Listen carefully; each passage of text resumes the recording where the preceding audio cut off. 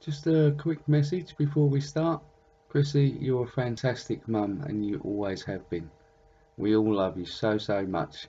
Keep shining brightly, and I hope you enjoyed these pictures we did a long time ago. Keep shining brightly. We love you so much. Hello there and welcome to Joe Awesome One channel. I'm going to read Winnie the Pooh.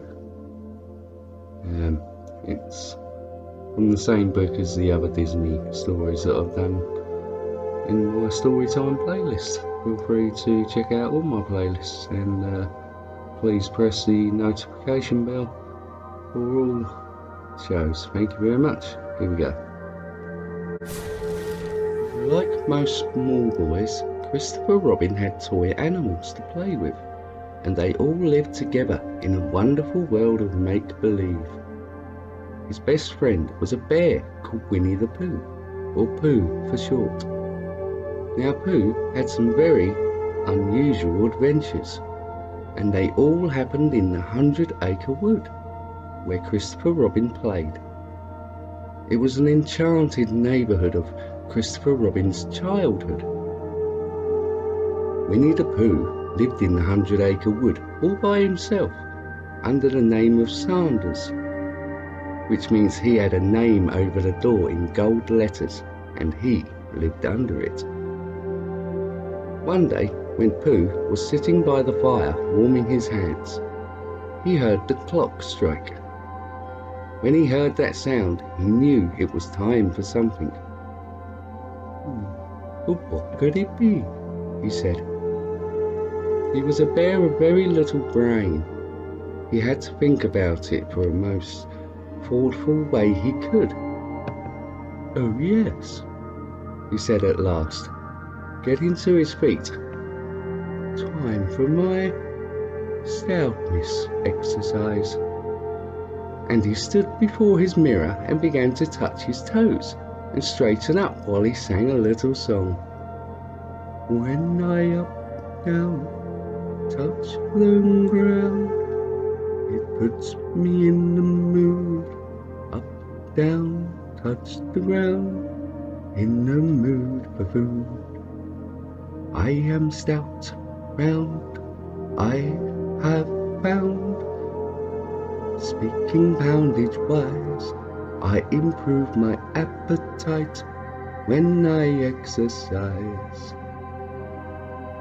After finishing his exercises, Pooh wondered. Excuse me. After finishing his exercises, Pooh wondered what to do next. It was about 11 o'clock in the morning, just in time for something sweet.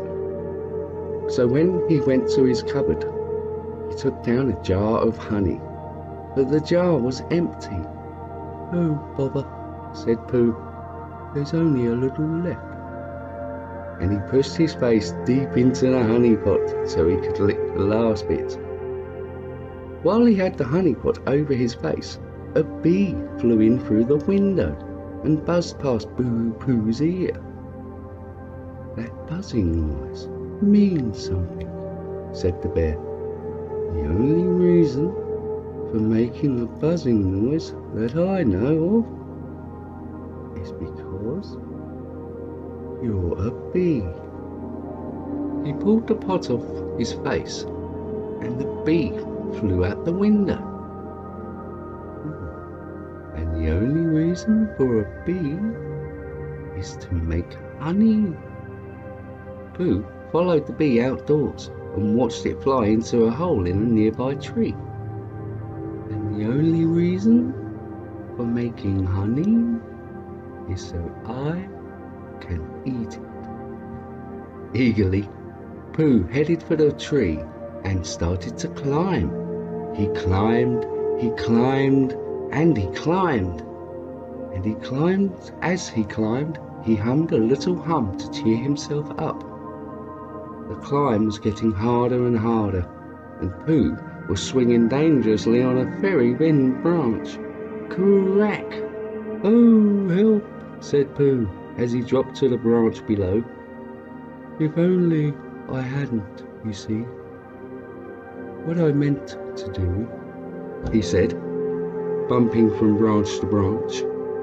It all comes, I suppose, from... He sighed as he flew gracefully into the prickly bush. From liking honey so much. Oof. Oh, bother. He crawled out of the bush, brushed the prickles from his nose, and sat down to think again. And the first person he thought of was Christopher Robin. So Winnie the Pooh went to see his friend Christopher Robin, who lived in a tree trunk in another part of the forest, where he could be near his friends and help them. Christopher had just finished nailing on Eel's tail. The donkey, who was forever losing his tail, looked at it gloomily. Thanks, he said. There's not much of a tail. I'm sort of attached to it. Just then, Pooh arrived. Good morning, Christopher Robin, he called. Good morning, Winnie the Pooh, said Christopher Robin. If it is a good morning, said Eel, which I ought doubt, and he jogged off. Pooh looked at the toys in front of Christopher Robin's house. I just said to myself, coming along, I wonder if Christopher Robin has such a thing as a balloon about him. I just said it to myself, while thinking of balloons and wondering. What do you want a balloon for? Asked Christopher, as he untied a balloon.